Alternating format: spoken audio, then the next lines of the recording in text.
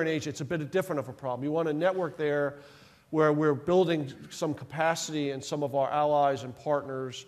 We are gaining, we have access, we are starting to gain access because we're building relationships. It might be access to deliver humanitarian assistance or disaster relief. But what that does, it helps build relationships. It helps to build familiarity, so when you have to work together, it enables you to do it. So what you do is you establish these networks where you are meeting regularly, you are setting goals for each other, you're getting familiar with each other, and then it helps you to solve problems in a more quicker, faster paced way.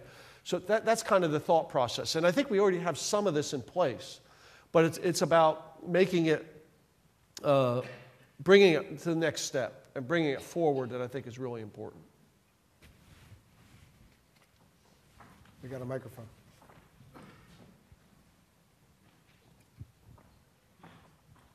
Thanks. Yoni Shimshoni from Israel.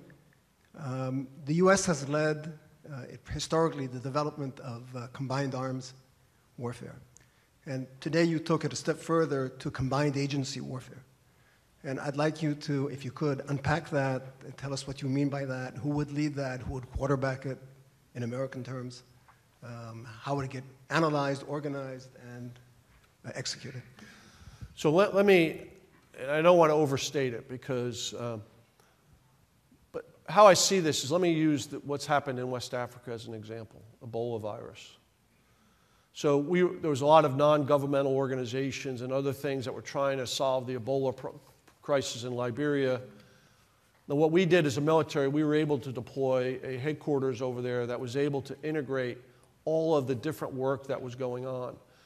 And so we were then able to organize the local governmental entities, the non-governmental entities, and our national entities together to help solve the problem. So now the rate of Ebola virus has plummeted.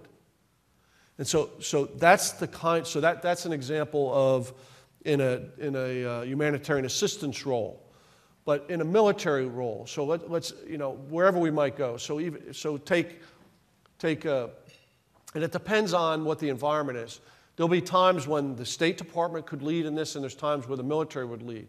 Where we would lead is parts where there's instability and security is not strong, and so we're able to put in a military that's able to organize and bring together all the impacts of joint, so all the different military aspects.